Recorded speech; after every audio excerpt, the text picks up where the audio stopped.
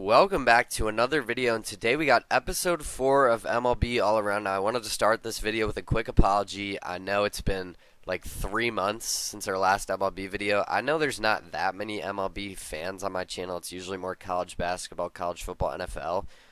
But I do want to say, for those of you that are MLB fans, I apologize. I had to take a bit of a break, but we are going to be back. We're going to try to get as many MLB videos out as we can before the playoffs, and we're going to have some during the playoffs as well. Of course, we're going to make our playoff predictions.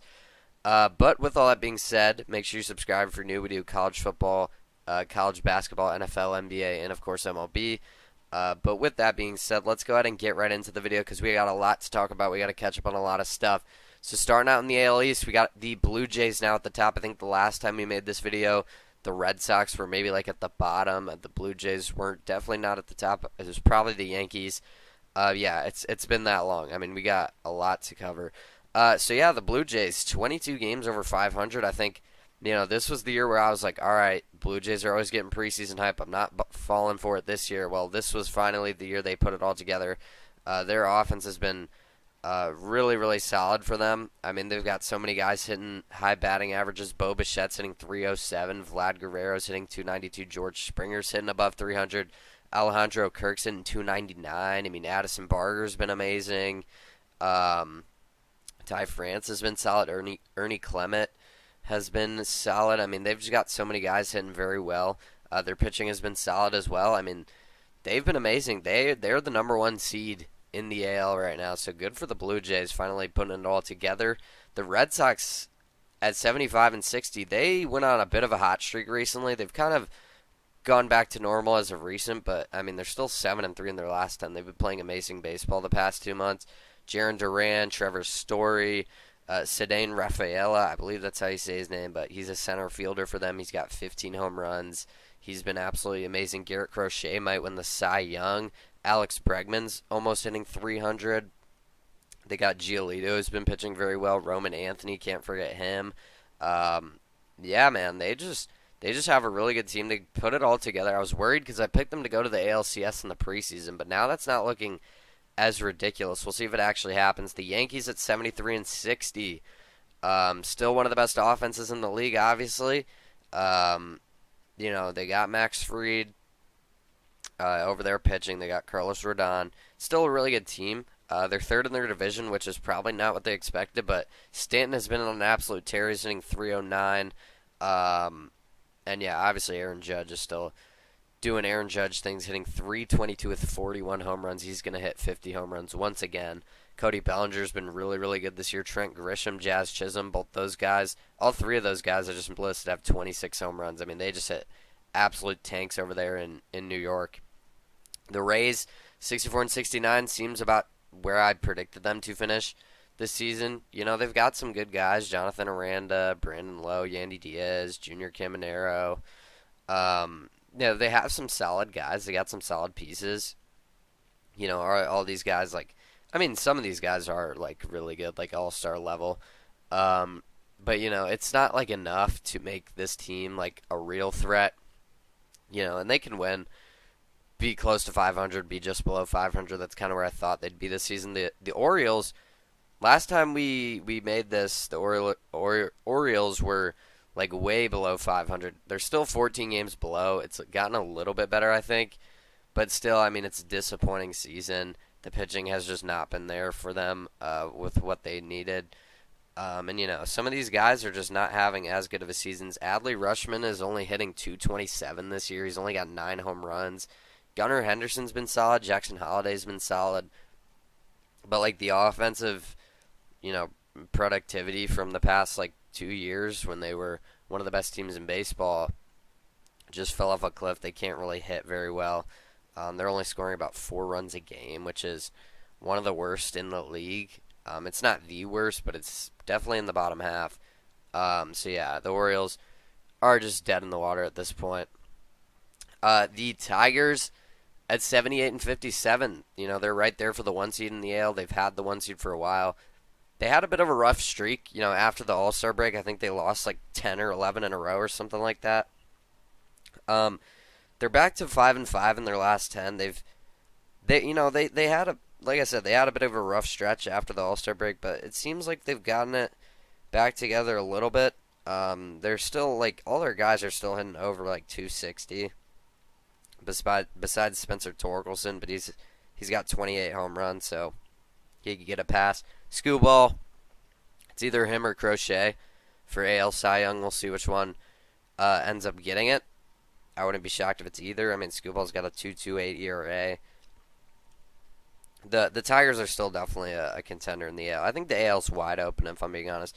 The Royals have kind of come out of nowhere here in this division. They're 69 and 65, and they're only like 3 games back of the Mariners right now for that last wild card spot. They could definitely make a push. We'll see what happens. I actually picked the Royals to win the AL Central this season in the preseason, so we'll see what happens. The Guardians, just completely always right in the middle, right? Average are 66 and 66. I mean, it's just like, how much more average can you get? They've been second in this division for a while. The Royals have overtaken them. They're 3-7 in their last 10, so they haven't been playing great. Speaking of falling off, have not been playing great, the Twins are also 3-7 in their last 10. They sold at the deadline, and this is what happened. They get rid of Willie Castro. They got rid of so many guys. I'm blanking on the names. They got rid of Griffin Jacks. I know they got rid of another bullpen guy, I believe. Yohan Duran to the Phillies. Can't forget about that one. They gave Carlos Correa to the Astros. I mean, they just got rid of all their guys pretty much. They still got Buxton, so I guess he's still there.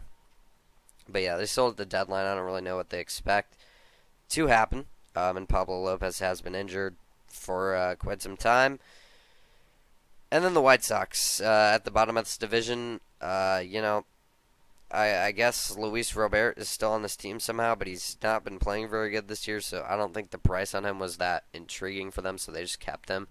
Feels like he's been on the trade block the past 4 trade deadlines. He probably should have been moved 2 years ago, but here the White Sox are back at the bottom of the league. They're not the worst team in the league, though, so I guess that's good.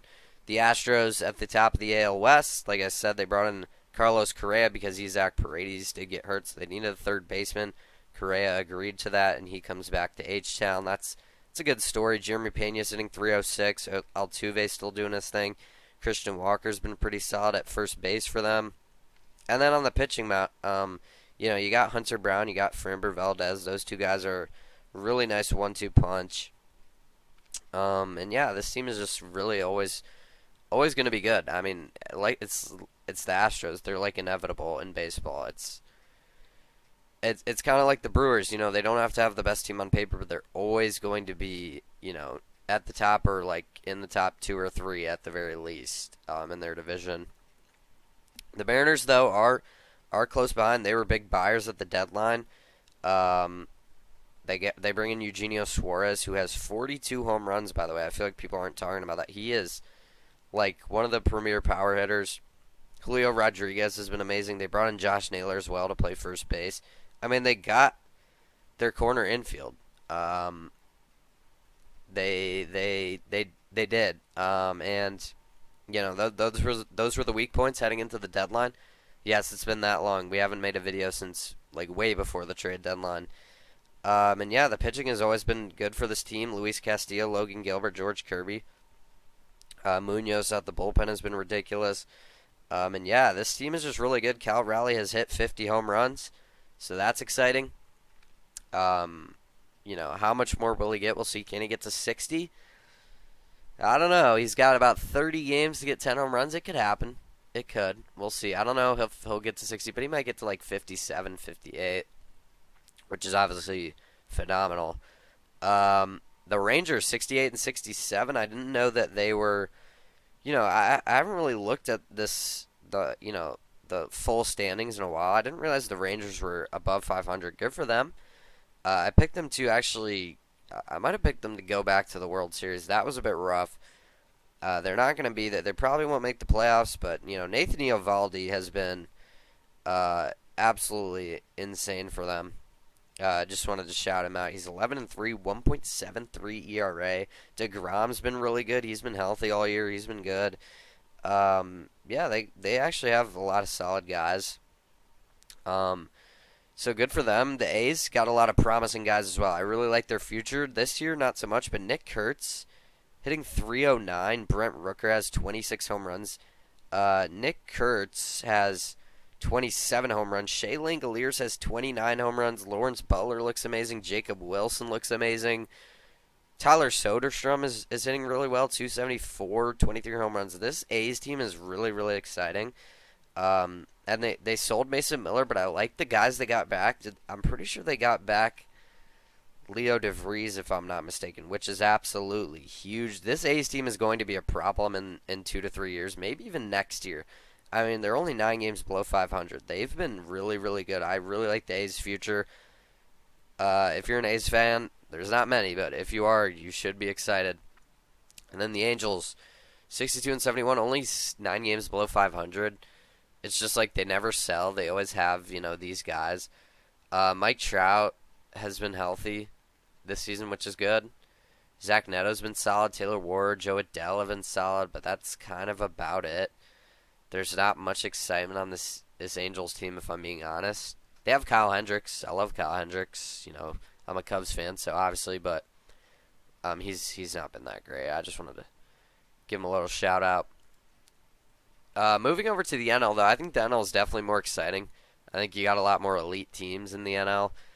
And starting off in the NL East, the Phillies now, as I'm recording this, I just got news that Kyle Schwarber became the 21st player, I believe, in MLB history to hit 4 home runs. That is absolutely insane. 4 home runs in a game, I mean, it's ridiculous. And he hit a grand slam at some point in this game. What was the score of this game they just played? Oh, the Phillies are beating the Braves 18-4 in the 8th inning. The Phillies are a really good team, as you can see. Yeah, Kyle Schwarber is at 49 home runs now, so he's going to get to 50. How far past 50 will he get? We'll see. But Trey Turner's hitting 299. Bryce Harper's been amazing. Nick Castellanos. Christopher Sanchez has been ridiculous pitching-wise. Zach Wheeler's been hurt recently, but I think he'll be back soon. Actually, no, he's out for the year. So that is a huge loss for the Phillies. But honestly, they have the pitching depth. I think they'll be fine. They got Jesus Luzardo, Ranger Suarez. Obviously, Christopher Sanchez has been probably the best of those. Losing Zach Wheeler, though, does really, really hurt. But they have maybe the best bullpen, one of the best bullpens in the entire sport. One of the best lineups in the entire sport, and one of the best rotations, even without Zach Wheeler. So this team is loaded. Like I said, I mean, I think this year for the Phillies will be kind of their last year at the top. Maybe I'm wrong. Maybe they have more, but I feel like their guys are just getting older. I feel like this might be the Phillies' year. We'll see. The Mets at 72 and 61. They were in a bit of a cold streak for a long time, but they're 7-3 in their last 10. They look to be figuring things out. They're still 11 games above 500.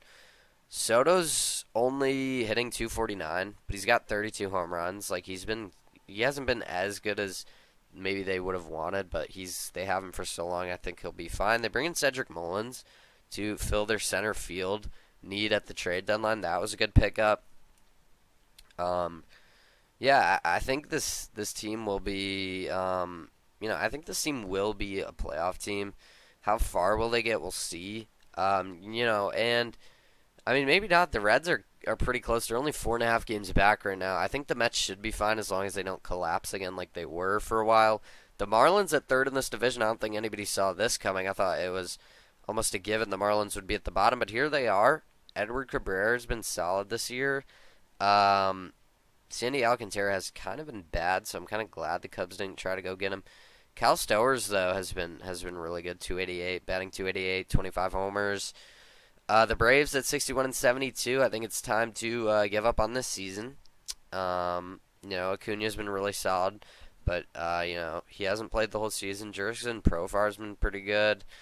Chris Sale has been solid, but he's been injured. I feel like they're always dealing with injuries. Spencer Strider really hasn't been that good this year. He's got a 4.95 ERA and he's 5-12. That's pretty rough. He still has a lot of strikeouts, but I mean, I don't know. Matt Olson's been decent. Michael Harris has been good in center field for them. Ozuna, I don't know. I don't know. He hasn't been that good this year. 229, only 20 home runs. You kind of want him at DH to be that power bat and be hitting 30, 30 home runs at least. I don't know. But yeah, the Braves season's probably over. The Nationals, I like they got some Cubs prospects. I think they picked up some guys. They still had James Wood. He's been playing really good. C.J. Abrams has been really good. Mackenzie Gore has been solid. He doesn't have the wins to show for it, but his ERA has been good, and he gets a lot of strikeouts. Like his ERA, his wins, his record won't be anything crazy, but he gets a lot of strikeouts. So yeah, the NLS kind of been interesting this year. I mean, the two teams at the top, but nobody expected the Marlins to be ahead of the Braves at this point in the season. But now we go ahead and move on to the NL Central.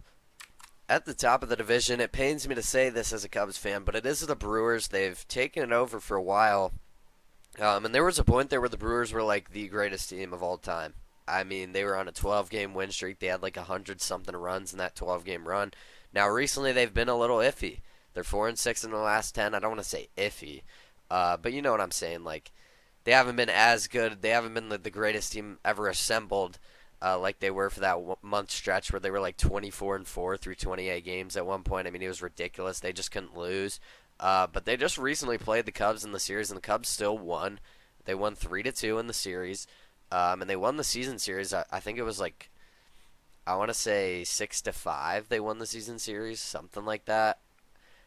So good for the Cubs. I mean, they're 6.5 games back. They could potentially get it. I think it might be too late.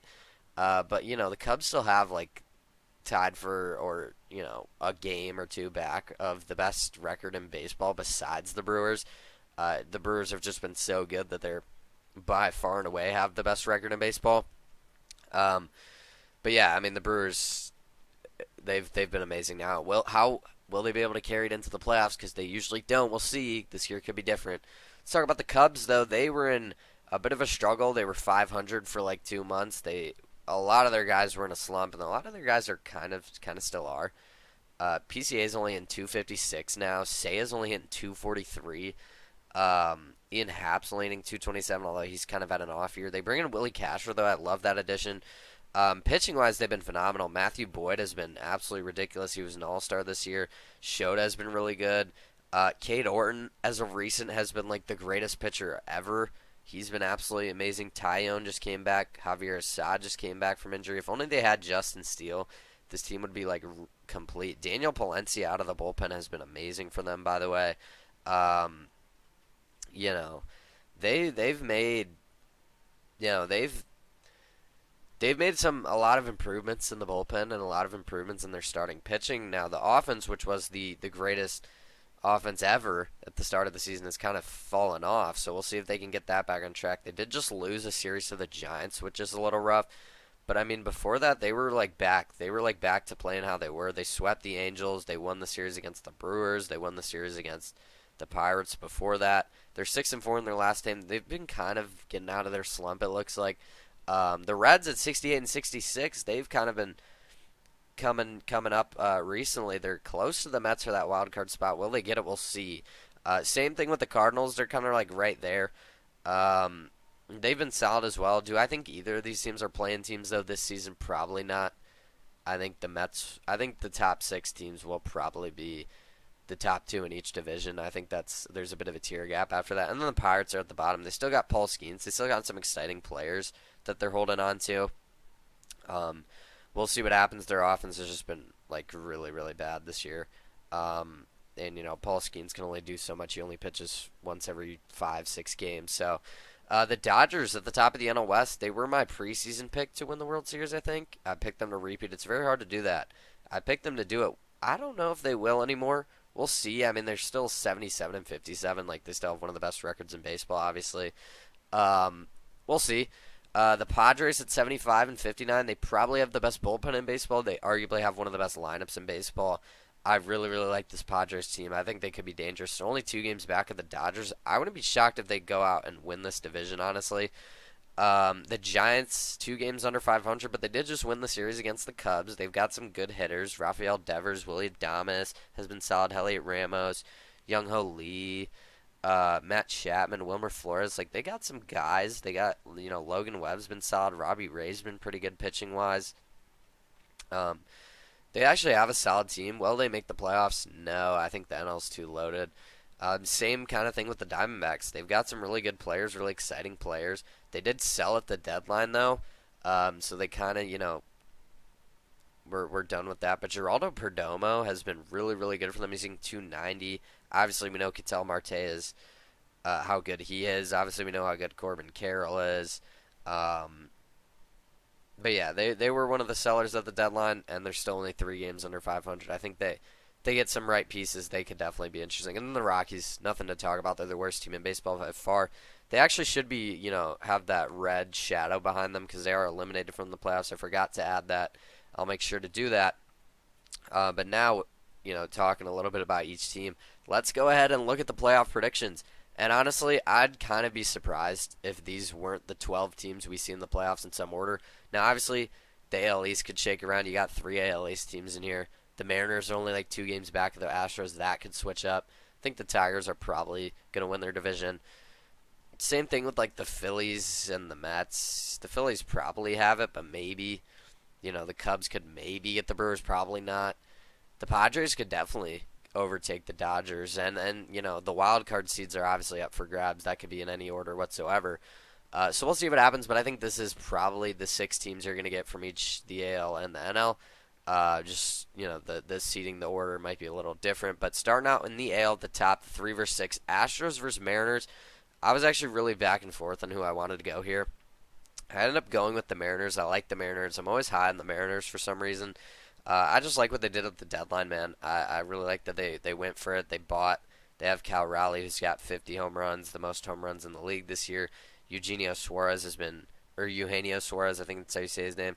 Julio Rodriguez, Josh Naylor, Randy Rosarina. I mean, they bought at the deadline. Brian Woo's been amazing.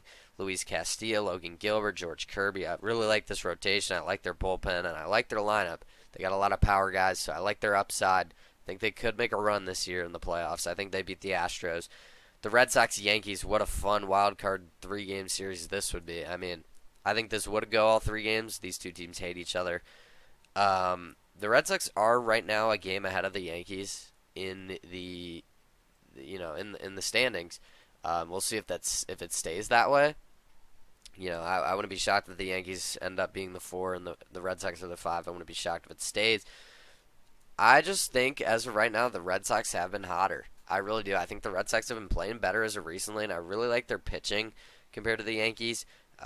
Garrett Crochet has been that guy. Brian Bellows been really good as well. Giolito's been solid too.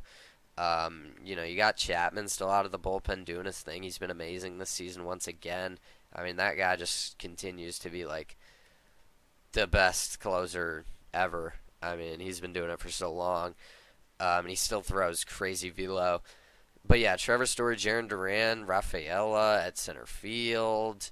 Alex Bregman's been playing amazing. I mean, I just really like this Red Sox team. I was high on them. I think I had them going to the ALCS or like the World Series even. Like, I had them far. I think I had my ALCS was Red Sox Rangers, which kind of is a little rough. I think I had the Rangers in the World Series. Maybe it was the Mariners. I don't know. Or that might have been the year previous. That might have been last year. I might be getting those mixed up. But I like the Red Sox to beat the Yankees, but the Yankees could for sure win it. And any of this 3 group here, the Yankees, Red Sox, Blue Jays, I think all of 3 of these teams can make the World Series. Like I said, I think the AL's wide open. Over in the NL, the Phillies, Mets, the Mets have been playing better as of recently. I'm still going to go with the Phillies, though. I just trust them a lot more. Trust that rotation even without Zach Wheeler. Although the Mets bullpen has been ridiculous this season, one of the best bullpens, maybe the best bullpen in baseball. I just trust the Phillies lineup to get it done. But although the Mets do got some playoff risers, Pete Alonso, Lindor, Soto. So we'll see what happens. But I do like the Phillies to get it done. I mean, Schwarber just had 4 home runs in a game. I know that's not going to happen. That does only happen 21 times in the history of baseball. But it is, I mean, the Phillies have just so many guys on that team. I got to go with them. Cubs, Padres. Man, in a 3-game series, who do I go with here? Honestly, I think a shorter series honestly favors the Cubs. Just because I think their top three guys, pitching wise, are just so much better. I mean, would they start Cade Orton in the series? They might. He's been that good as of recently. They definitely start Matthew Boyd. They definitely start Shota. Those are probably their three guys. I mean, I don't think they start Colin Ray. He got absolutely shelled yesterday to the Giants. Unfortunately, though, I think the Padres have the better bullpen. I think that wins games in the playoffs. I think the Padres have the better lineup. I don't think those guys are going to get cold, and I trust them more in the playoffs. So I got to go with them. As I'm a Cubs fan. It pains me to say it. And I think the Cubs, if they get the Mets, I think the Cubs could potentially go to the NLCS. I think the Cubs would beat the Brewers in a playoff series. And I think the Cubs would probably beat the Mets, too. I think they would. I think the Cubs could go to the NLCS if they get that draw, but if they're playing the Padres, I like the Padres to get it done. Mariners, Tigers, I was back and forth on this. I switched this one a lot. I had one team, I switched to another, and then I switched back to the original team. I'm going to take the Tigers. I know they've been a little bit iffy as of recent, but it looks like they've been figuring it out. I know they're 5-5 in their last 10. They struggled out of the All-Star break, but I think they're going to be fine. They had so many All-Stars this year. Gleyber Torres, Riley Green, Spencer Torkelson, Javi Baez have all been amazing. Kerry Carpenter's been good. Zach McKinstry's been good. Colt Keith has been good. Dylan Dingler at catcher has been really good. And they have Scooball, who's probably the best pitcher in baseball. Garrett Crochet's going to have something to say about that. Paul Skeens is, but, in my opinion, he is. So I think that helps them. And I know the Mariners have a great starting rotation. I know they have a good bullpen. I know they have a lot of power guys. But, if they get cold, if they're not hitting, power, if, you know what I'm saying? You can only rely on power so much, I feel like. And it is huge in the playoffs to be able to hit home runs, which is why I like the Mariners. I think they have a really high ceiling this year. I'm just going to take the Tigers because I trust them more, and I think they're going to be a little more consistent and be able to get it done. The Red Sox and Blue Jays, I was also back and forth on this one.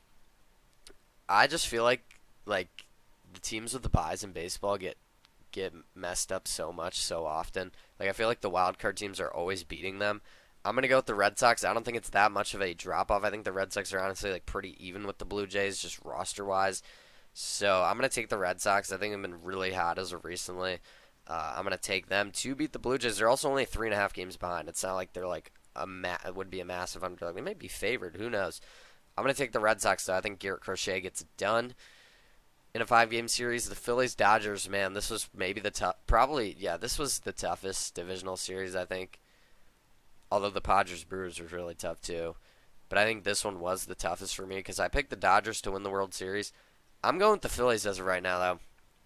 Like I said earlier, I think this may be the Phillies' last year to really be, at the top World Series. Could they win the division? Sure. But I feel like this might be the last year with this core they can win the World Series with. I've been saying that all season, and they've just been playing so good. They're 20 games above 500, so it's hard to believe that. But I really do, and it's going to be hard without Zach Wheeler. That's a huge loss. If they had Zach Wheeler, I'd feel so much better about this. But I trust their bullpen, and I trust their rotation even without Zach Wheeler. I'm going to take them to beat the Dodgers. I don't think the Dodgers repeat. It's so hard to do that, especially in baseball. It's even harder. The Padres-Brewers. I'm going to keep it short and sweet. The Brewers, the best team in baseball right now. They've been the hottest team since who knows when. I mean, they've been ridiculous as of recently. But I'm telling you right now, they're peaking at the wrong time. In baseball, when you go into the playoffs, you want to be the hottest team. The Brewers have been peaking at the wrong time, man. They peaked in beginning of August. And you want to peak in September, or you want to peak in October, late September, October. You get what I'm saying? I think the Padres will do that. I think they get the upset. I think they beat the Brewers. I do. And the Brewers always do this in the playoffs. They always choke. They can never win in the playoffs. I'm going to believe it till I see it from the Brewers. I got to see it to believe it. I said that wrong. I got to see it first to believe it.